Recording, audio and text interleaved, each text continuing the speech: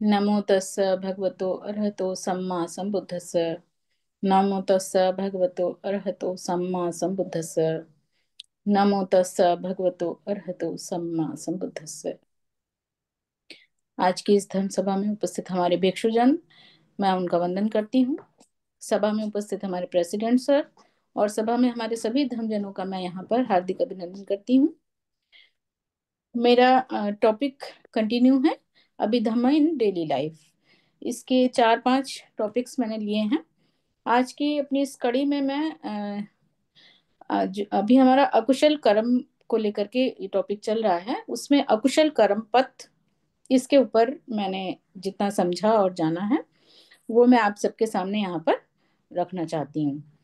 तो भगवान ने चित्त के लक्षण बताए हैं। चित्त कितने प्रकार का है, तो उन्होंने बताया है कि 121 प्रकार का चित्त है, जिसको इस 121 प्रकार के जो ये चित्त हैं, इनके भी लक्षण होते हैं। और ये दो प्रकार के हैं कि सामान्य, इनके जो लक्षण हैं वो भी दो प्रकार के हैं। कुछ लक्षण जो हैं वो सामान्य प्रकार के हैं और कुछ विशेष प्रकार के लक्षण होते हैं, जिनके आधार पर हम चित्त को डिफरेंशिएट कर सकते हैं। तो अकुशल चित्त के अपने भी लक्षण होते हैं। अकुशल चित्त जो है और वहीं पर जो कुशल प्रकार का जो चित्त है उसके भी अपने लक्षण होते हैं, जिसके आधार पे हम ये जान सकते हैं कि हमारे चित्त में किस तरीके का भाव है। हमारा चित्त जो है अकुशल है इस क्षण अथवा कुशल है। उन लक्षणों के आधार पर हम ये चीज जान पाते हैं। लेकिन कभी कभी ऐसा होता है कि हम इन दोनों चीजों में डिफरेंशिएट नहीं कर पाते हैं कि चित्त अकुशल है या अकुशल है। हम ये भाव को, मतलब कि इनके बीच में जो इतना जो तुलनात्मक वो लक्षण है वो इतना माइन्यूट होता है कि वो आम जन या थोड़ा सा भी, जैसे कि हम उस आम जन से थोड़ी ऊपर की स्टेज में भी हो गए हैं तो भी हम उस चीज को नहीं जान पाते हैं। तो ये 121 प्रकार की ये जो चित्त हैं, इनको फिर भगवान ने 4 भागों में डिवाइड किया होता है। तो उनमें सबसे पहला जो है कि कामावचरा चित्त, जो कि 54 प्रकार के हैं। इसके ऊपर सर ने काफी डिटेल में हम लोगों को बता चुके हैं ये चीज। तो ये 54 प्रकार के कामोचरा चित्त का उन्होंने जिक्र किया है, बताया है, जिनमें से कि सबसे पहला है अकुशल कामावचरा चित्त, जो 12 प्रकार के हैं। फिर अहेतुक कामावचरा चित्त 18 प्रकार के हैं और कामावचरा शोभन चित्त ये 24 प्रकार के हैं। तो इस प्रकार से 12, 18 और 24 मिलाकर के 54 प्रकार के ये अकुशल जो कामवचरा चित्त हैं, ये अकुशल चित्त, इस कामवचरा चित्त ये 54 प्रकार के हैं। अब यहाँ पर जो सेकंड टाइप के अहेतुक बताया है, वो तो अहेतुक का अर्थ है कि जिसमें भी कि कोई हेतु नहीं है, किसी प्रकार का कोई कारण नहीं है, केवल विपाक वहां पर है, जो अर्थात कि कर्मों का फल। विपाक यानी कर्मों का फल, यानी कि लोभ मोह और दोष जो हमारे चित्त में समाहित है उसका फल मिलेगा। तो ये अहेतुक चित्त, ये भगवान ने 18 प्रकार के बताए हैं। और इसमें कुशल और अकुशल दोनों ही हैं।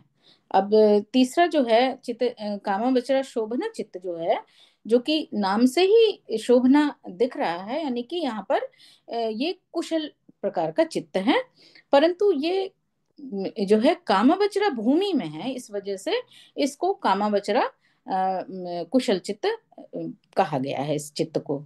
फिर इसके बाद से रूपावचरा चित्त के 15 भाग हैं और अब अरूप वज्र चित्र जो है 12 हैं।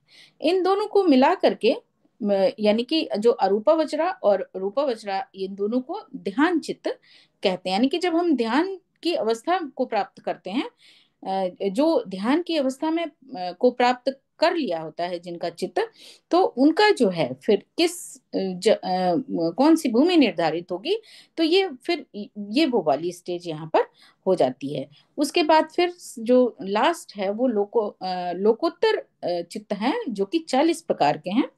तो कामावचरा चित्त से ध्यान चित्त तक तो हम जो आम जन हैं और जो मनुष्य जन हैं, वे बहुत इजीली से वहां तक, मतलब कुछ प्रयास करके वहां तक पहुंच सकते हैं। लेकिन फिर ध्यान चित्त से इस लोकोत्तर जो चित्त है उसकी अवस्था तक प्राप्त करना बहुत कठिन काम हो जाता है। फिर यहाँ पर मतलब उसको फिर सभी लोग नहीं, जो बहुत ही ज्यादा मतलब प्रयासरत रहते हैं, अपने एफर्ट्स में लगे रहते हैं, फिर वे ही उस अवस्था को प्राप्त कर पाते हैं, जिसमें कि सोतापन, सकतगामी, अनागामी और फिर अरहत तक की स्टेज को इसके द्वारा फिर प्राप्त कर सकते हैं। तो चूंकि आम जन जो है वो बहुत इजीली जल्दबाजी में इन चीजों को प्राप्त करना चाहता है, क्योंकि अज्ञानतावश वो इसके मतलब कि इसकी गहनता को भी नहीं समझ पाता है, और ना ही इसके लाभ को भी वो नहीं जान पाता है। क्योंकि उसका चित्त जो है अज्ञानता से ढका हुआ हुआ होता है, तो वो इतने एफर्ट को करना भी नहीं चाहता है। पहली बात तो उसके कर्म ही नहीं है, उसके पिछले जो कर्म हैं वे ही उसको रोक देते हैं करने के लिए, और दूसरा उसका जो चित्त है वो अज्ञानता से भरपूर है। तो ये दोनों चीजें मिलाकर के फिर एक ऐसी उसकी स्टेज हो जाती है कि वो किसी तरीके का कोई एफर्ट करना ही नहीं चाहता है, कर भी नहीं पाता है। तो यहाँ पर ये जो लोकोत्तर चित्त की अवस्था को प्राप्त करने का जो है वो एक सेक्रीफाइस का भी काम हम कह सकते हैं, क्योंकि अविद्याग्रस्त चित्त जिस चीज को आनंद कहता है, उसी आनंद के कारण ही वो कहता है कि ये जीवन जो मिला है इसको जियो, खाओ, पियो, मस्त रहो। उसकी यही भाषा हो जाती है, उसके यही विचार हो जाते हैं, और इन्हीं विचारों के कारण फिर वो किसी तरीके का एफर्ट नहीं कर पाता है। वो अपने फिर उस आनंद का बलिदान भी नहीं कर पाता है, क्योंकि उसकी अविद्या उसको रोक देती है। वो अविद्याग्रस्त जो चित्त है वो उसको एफर्ट करने ही नहीं देता है। और ये तो फिर बहुत बहुत पीछे से फिर हम इसको जब देखेंगे तो फिर हमारे कर्मों का ही पूरा अध्ययन यहाँ पर आ जाएगा, जब ध्यान देंगे तो फिर कि जो हमारे कर्म ही नहीं ऐसे हुए हैं कि उस अविद्या के बादलों को वो हटा सकें, और आगे जो साफ चादर दिख रही है, जो फल दिख रहा है, उसको नहीं देख सकता है। वो नहीं, उसको जब देख ही नहीं पाएगा उसको फिर प्राप्त भी नहीं कर पाएगा। फिर आगे का भगवान ने बताया है कि अकुशल कर्म पथ जो है हमारे, वो किस प्रकार से, उसके बारे में डिटेल में देखते हैं कि ये 3 प्रकार के अकुशल जो हैं किस किस वजह से होते हैं। अकुशल जो हम कर्म करते हैं, अकुशल जनरेट होता रहता है, वो किस तरीके से है, किस वजह से है। तो इसका मुख्य जो है अकुशल जो है वो लोभ, मोह और दोष के कारण होता है। जब हमारा चित्त लोभ, मोह और दोष, इन तीनों से ही समाहित होता है, यही तीनों चीजें उसके भीतर विराजमान है, तो फिर जो कर्म जनरेट होगा वो अकुशल ही होता चला जाएगा। फिर इसमें भगवान ने जो लोभ है वो 8 प्रकार के बताए हैं, मोह 2 प्रकार के बताए हैं, और जो दोष हैं वे भी 2 प्रकार के बताए हैं। तो इस प्रकार से 8 प्रकार के लोभ, 2 प्रकार के मोह और 2 प्रकार के दोष, ये कुल मिलाकर के 12 अकुशल चित्त, ये जो 12 अकुशल चित्त हैं ये मिल करके अकुशल कर्म का निर्माण करते रहते हैं। फिर लोभ और दोष, इन दोनों के कारण जब कर्म जनरेट होता है, इन दोनों की वजह से जो कर्म जनरेट होता है वो निर्धारित करता है कि जिस भूमि में भी भव उत्पन्न हुआ है उसका रूप कैसा होगा। ये लोभ और दोष के कारण ये चीज निर्धारित होती है। और फिर ये लोभ और दोष के कारण तो ये रूप तो मिल गया, फिर इसके चारों तरफ ये जो तीसरा मोह है, चित्त में लोभ और मोह तो है, लोभ और द्वेष तो है, लेकिन फिर ये जो मोह है ये एक ऐसा आवरण सा चारों तरफ बनाए रखता है कि जिसके भीतर ये लोभ और दोष जो हैं वो एक तरीके से पैक होकर के रह जाते हैं। उनको मतलब कि ऐसा मोह जो है ऐसा पैक करके रख लेता है कि उस चित्त के भीतर से लोभ और दोष कहीं बाहर जा ही नहीं पाते हैं। पहले तो प्रयास ही नहीं होगा, लेकिन बाई चांस अगर कहीं कुछ सुना, पढ़ा, जाना या कुछ देखा, इन पांचों इंद्रियों के माध्यम से कुछ भी संज्ञानित हुआ, तो ये मोह ऐसा आवरण बना लेता है कि वो संज्ञानित होकर के भी असंज्ञानित ही बना रहता है, उसका कोई असर नहीं होने पाता है। और जिसकी वजह से फिर ये जो भीतर के लोभ, मोह, द्वेष जो भीतर बैठे हुए हैं और जो मोह का आवरण है, फिर ये तीनों चीजें नष्ट नहीं होने पाती हैं। और जब तक ये तीनों चीजें नष्ट नहीं होंगी, तब तक ये फिर भाव का जो ये आवागमन है, ये यूं ही इसी तरीके से कंटिन्यू पता नहीं कब तक चलता ही रहता है फिर ये। अब ये जो लोभ लोभ दोष और मोह से ढका हुआ ये जो मानव का भी रूप अगर मिल गया है, तो ये मानव का भी रूप जो मिला है, इसमें काया दुश्चरित, वचन दुश्चरित और मन का दुश्चरित जो है ये होता ही रहता है, कंटिन्यू होता रहता है। क्यों? क्योंकि लोभ दोष और मोह तो भीतर बैठे हुए हैं, जिसकी वजह से जो एक्शन है, जो कर्म जनरेट होते हैं, यानी काया वाणी मन, वाणी और मन के द्वारा जो कर्म जनरेट होते हैं, वो फिर इन्हीं के वशीभूत होते ही दुष्चरित ही जनरेट होते चले जाते हैं। परंतु इस मानव रूप के कारण ही हम इन दुष्चरितों को भी दूर कर सकते हैं। यही जो 31 भूमियां हैं, उनमें जो ये सब मानव भूमि जो है, वही सबसे सुपर भूमि कही गई है। सुपर भूमि इस सेंस में कही गई है क्योंकि इसी भूमि में रूप ग्रहण करके जो ये हमारे इस भूमि में रूप ग्रहण करके हम अपने कर्मों को जनरेट करते हैं। बाकी भूमियों में कर्म जनरेट नहीं होते हैं, हम तो इस भूमि में कर्म जनरेट करते हैं। कर्म वो चाहे कुशल हो या अकुशल हो, ये निर्भर करता है कि हमारे चित्त के भीतर किस तरीके के संस्कार जनरेट हो रहे हैं। तो ये जो कर्म जनरेशन का फॉर्मेशन है, ये इसी भूमि में, मानव भूमि में ही आकर के, इसी योनि में आकर के ही हम जो ये दुश्चरित हैं, इनको दूर कर सकते हैं और जो कुशल चित्त है उसका निर्माण कर सकते हैं। तो इसलिए भगवान ने भगवान बुद्ध को भी फिर इस भूमि में ही आकर के बुद्धत्व को प्राप्त कर सकते हैं। या फिर नहीं तो फिर तो अगर ऐसा ना हो तो कौन इस भूमि में, दुख भरी इस भूमि में कौन आना चाहेगा? बुद्ध भी क्यों आना चाहेंगे, जबकि उन्होंने कहा है कि ये लोग तो एक जलता हुआ आग का गोला है, यहाँ मैं क्षण भर भी रहना नहीं चाहता हूँ।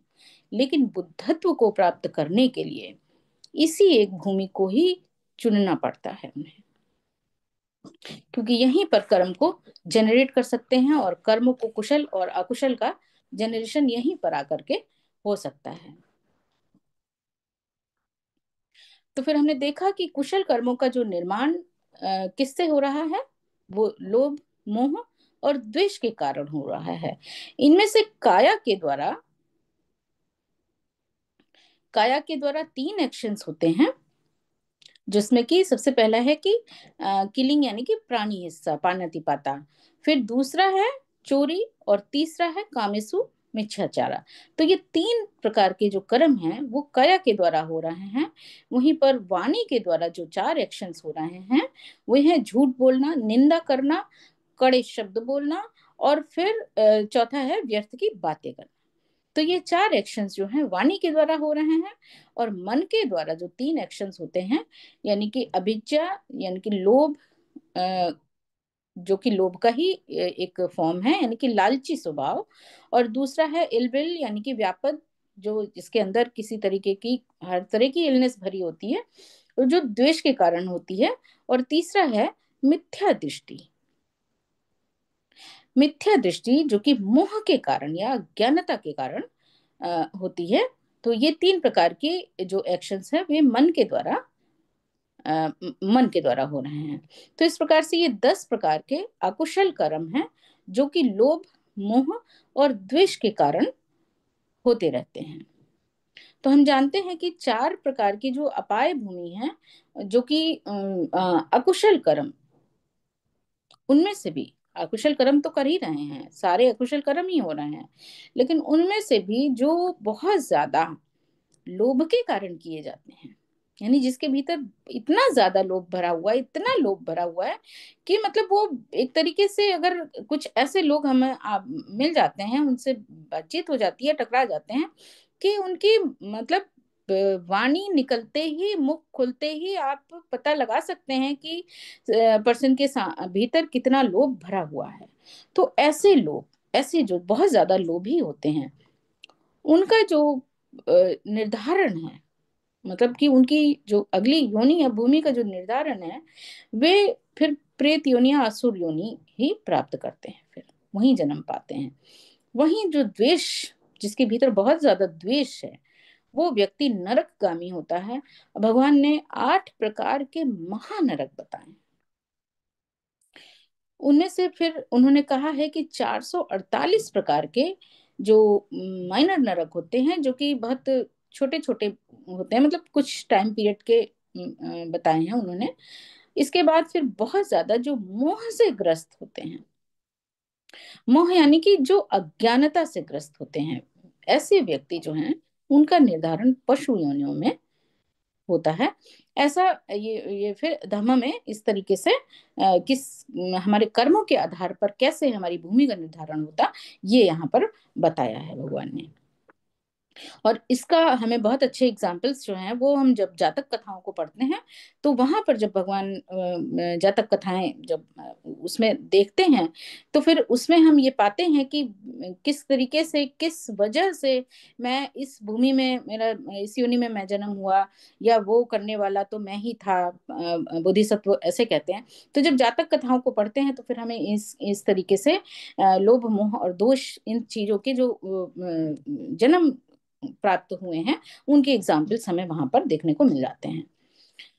फिर अकुशल चित्त पर नियंत्रण कैसे करें, ये चीज यहाँ पर आगे बताई है भगवान ने, कि भगवान ने कम्मा द्वार बताए हैं। इसमें से कम्मा द्वार के द्वारा ही जो ये अकुशल और कुशल दोनों प्रकार के पथ, यही कम्मा के ही द्वार से ही ये दोनों पथ यहीं से निकलते हैं, जिनमें से 10 अकुशल और 10 कुशल कर्म पथ हैं। अब ये निर्धारित करता है हमारे कर्म, या पिछले जो कर्मा है वो निर्धारित करते हैं कि हम किस पथ को चूज चूज कर रहे हैं। अर्थात हमारा जो चित्त है, किसको प्रेफरेंस दे रहा है, किस चीज को आगे रख रहा है, किस चीज की तरफ झुकाव हो रहा है उसका, कुशल की तरफ या अकुशल की तरफ। तो जो पुण्य क्रियावत्तु के करने से जो ये अकुशल चित्त है, वो फिर कुशल चित्त में धीरे धीरे परिवर्तित होता चला जाता है। ये अकुशल चित्त पे नियंत्रण कैसे करें, ये इसके लिए भगवान ने बताया है कि जो 10 कुशल कर्म पथ हैं, यानी पुण्य क्रियावत्तु हैं, पुण्य करते रहने से ये जो हमारा अकुशल चित्त है, वो कुशल चित्त में कन्वर्ट होता चला जाता है। अब यहाँ पर प्रश्न ये भी उठ सकता है, ये भी उठता है कि क्या पुण्य करें, किस तरीके का पुण्य करें। तो सबसे पहले भगवान ने धर्म को सुनना और धर्म के वचनों को सुनना, उन्होंने सबसे पहले ये चीज कही है। क्योंकि ये जो हमारी पांचों इंद्रियां हैं, इन्हीं के माध्यम से कोई भी चीज हमारे भीतर, यानी चित्त के भीतर जाती है, वो चाहे चक्षु के द्वारा देखें तो भी वो चित्त पे ही जा रही है, कानों से सुन रहे हैं, सूंघ रहे हैं, टच हो रहा है। तो इस प्रकार से ये पांचों इंद्रियों के माध्यम से ही हमारे चित्त के भीतर जो विचार उत्पन्न हो रहे हैं, वे किस तरीके से होंगे, ये निर्धारित करता है कि हम क्या सुन रहे हैं, क्या देख रहे हैं, क्या पढ़ रहे हैं, किस चीज को महसूस कर रहे हैं, ये उसी पर निर्भर करता है। तो धम्म के वचनों को सुन करके चित्त में जो विचार उत्पन्न होंगे, फिर वे, क्योंकि विचार ही आगे चल के कर्म जनरेट करते हैं, तो जैसे विचार होंगे वैसा ही कर्म होगा।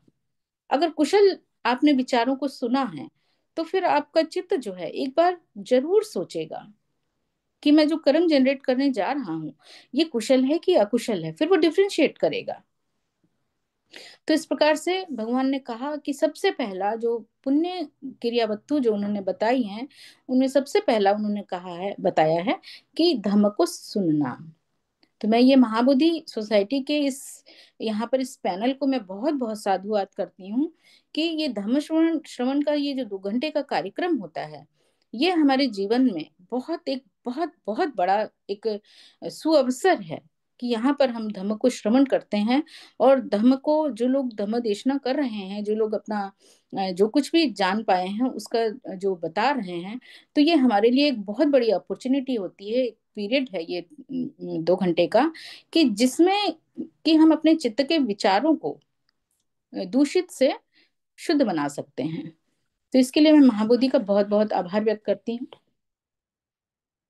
तो इस प्रकार से हम जितना ज्यादा बुद्ध के वचनों को सुनेंगे, बार बार सुनेंगे, जितना ज्यादा से ज्यादा सुनेंगे, उतना ही ज्यादा से ज्यादा हमारे विचार जो हैं वे फिल्टर होते चले जाएंगे और फिर कुशल कर्मों का की ओर मुड़ते चले जाएंगे और कुशल कर्म जनरेट होते चले जाएंगे। तो पुण्य कर्म में फिर 3 मुख्य हैं, 3 मुख्य चीजें भगवान ने बताई हैं। वे 3 हैं दान, शील और भावना। अब ये तीनों चीजें, अब यहाँ पर जो सबसे तीनों चीजें जो ये मुख्य कर्म जो भगवान ने बताए हैं पुण्य कर्मों में, ये तीनों चीजें हम कहाँ पे कर सकते हैं? 31 भूमियों में हम कहीं भी नहीं, मनुष्य योनि को छोड़ करके फिर कोई भी ऐसी भूमि नहीं है जहां पर हम दानशील और भावना की प्रैक्टिस कर सकें। तो मनुष्य भूमि हमें हमारे कितने पुण्य कर्मा होंगे जिनके द्वारा हमें मनुष्य भूमि मिली है, और फिर इसको यूं ही ना गवा करके ये आगे कंटिन्यूएशन, कोशिश तो रहे कि ये जाति जरा के चक्र से हम मुक्त हो जाएं, लेकिन अगर नहीं भी मुक्त हो पाते हैं तो इस भूमि से हम फिर नीचे की भूमियों में ना जा पाए, नीचे की योनियों में ना जाने पाए, ऐसा हमें प्रयासरत बने रहना चाहिए। तो दानशील और भावना, ये 3 चीजों की प्रैक्टिस करके हम अपने पुण्य कर्मों को जनरेट कर सकते हैं, उनको वृद्धि कर सकते हैं, उनको बढ़ा सकते हैं। मनुष्य भूमि में ही आप दान का अभ्यास करते हैं, शील का अभ्यास करते हैं और भावना का अभ्यास कर सकते हैं। इसीलिए इस जीवन को भगवान ने भी बहुत दुर्लभ जीवन बताया है। इस जीवन को,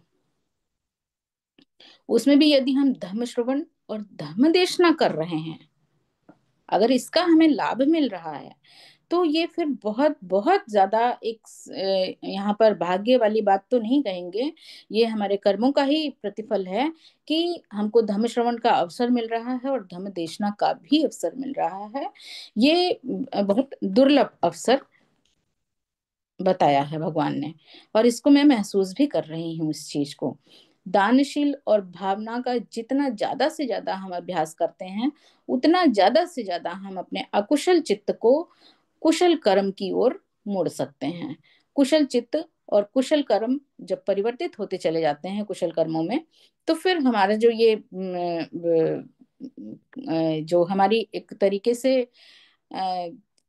ये योनियों का निर्धारण है, उसका फिर एक तरीके से मार्ग जो है वो कुशलता के कारण कुशल योनियों की तरफ अग्रसर होता जाता है। फिर अब हमारा चित्त जो है वो अकेले काम नहीं करता है, बल्कि ये जो चैतसिक के साथ मिलकर के काम करता है। ये एक साथ ही उत्पन्न होता है और एक साथ ही नष्ट भी हो जाता है, और इसका केंद्र जो है वो भी एक ही होता है। हमारे जो ये कामावचरा 54 प्रकार के जो चित्त हैं, इसमें से अकुशल जो 12 प्रकार के चित्त हैं, ये अभी पहले भी बताया है कि अहेतुक चित्त 18, कामावचरा शोभन चित्र 24, इस प्रकार से ये 54 चित्र हैं।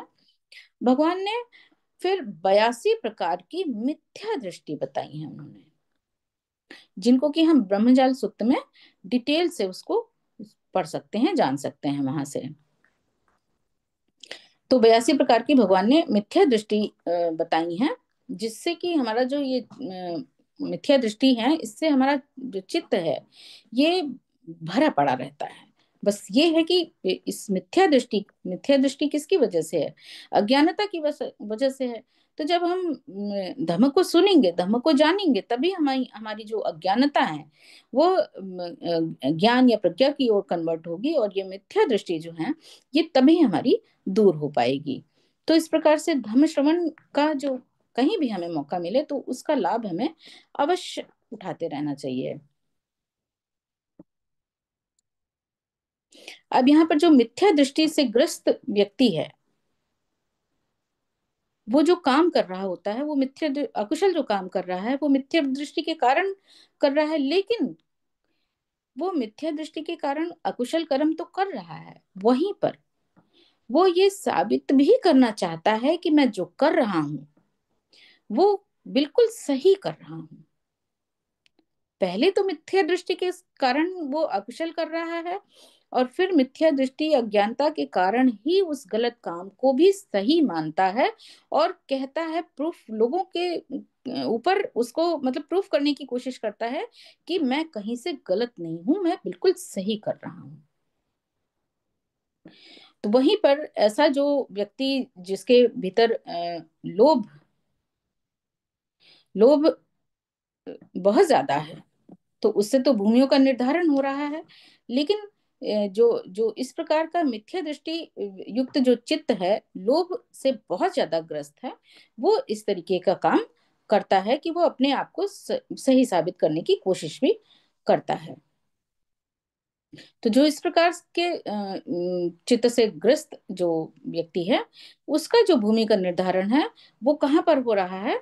वो होता है इस प्रकार से कि सॉरी, इस प्रकार का जो चित्त है, जो ये कहता है कि मैं गलत कर रहा हूं लेकिन सही, उसको सही साबित करने की कोशिश करता है, तो ये जो इसका ये निर्धारण, भूमि निर्धारण हो रहा है यहाँ पर। और फिर वहीं पर जो कर्म कर रहा है, मोह के कारण जो कर्म कर रहा होता है, उससे फिर उसका रूप निर्धारण हो रहा होता है यहाँ पर। तो मन, वाणी और कर्म से द्वेष युक्त जो चित्त से किए गए कर्म जो कार्य होते हैं, वे नरक सत्व में जाकर के फिर वहां पे जन्म देता है, यानी कि भव का निर्धारण नरक भूमि में जाकर के सत्व में होता है। काया और वाणी से युक्त द्वेष युक्त चित्त से किए गए कार्य भव का रूप का निर्धारण करता है, और ये जीवन मरण का ये जो चक्र है, ये भव का चक्र जो है यूं ही फिर चलता रहता है, इसका कहीं अंत ही नहीं होने पाता है। तो भगवान ने इस प्रकार से जो ये तीन भूमियों का उन्होंने डिवीजन किया है, उसमें उन्होंने पहले कामवज्रा भूमि, जिसके की अपाय भूमि, मनुष्य भूमि, देव भूमि, ये तीन भागों में उन्होंने बांटा है, जिसमें कि अपाय भूमि में नरक, असुर, प्रेत और चौथा है जानवर की श्रेणी को, इसको रखा है। फिर मनुष्य भूमि तो एक ही है, फिर देव भूमि जिसके 6 याम हैं। तो इस प्रकार से ये 11 भूमियां कामवचरा में उन्होंने डिवाइड की हैं। फिर दूसरी है रूपावचरा भूमि, इसके 16 लेवल्स हैं।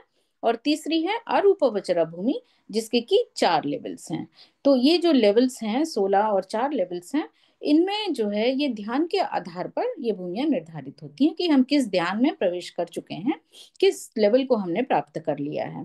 तो इस प्रकार से इन ध्यान के आधार पर ये जो रूपावचरा और अरूपावचरा है, इनमें इनकी भूमियों का निर्धारण फिर इसके आधार पर, ध्यान के आधार पर होता है।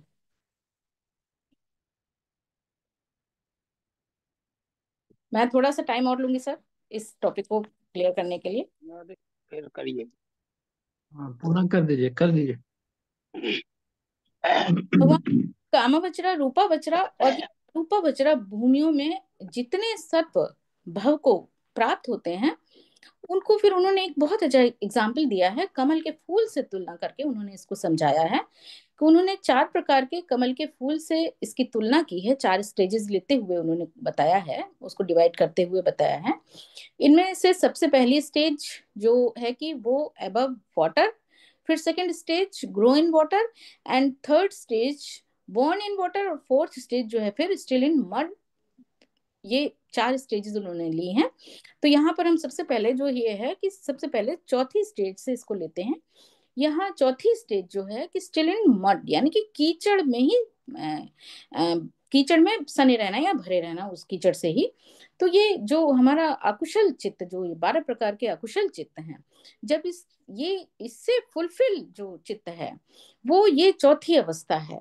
यहाँ पे फिर यानी कि इस प्रकार का जो चित्त जिसका है, यानी कि वो स्टिल मड कीचड़ में ही सना हुआ रहता है। तो ये जिसमें अकुशल इस प्रकार के जो 12 प्रकार के अकुशल चित्त वाले लोग हैं, वो कमल के फूल जो हैं वो देखने में तो बहुत सुंदर लगते हैं उनके जो,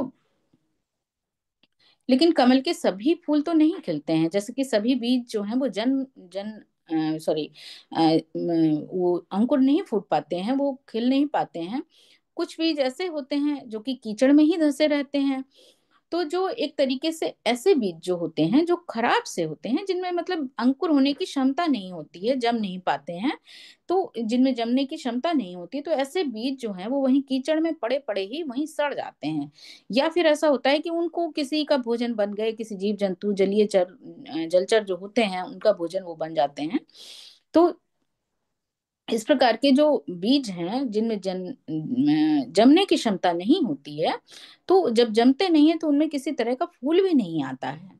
ऐसे ही मनुष्य भूमि में भी ऐसे ही लोग बहुत भरे पड़े हैं कि बहुत जिनके चित्त जो हैं अकुशल चित्त, अकुशल सत्व वाले लोग हैं, जिनका चित्त अकुशल कर्मों से ही भरा पड़ा होता है।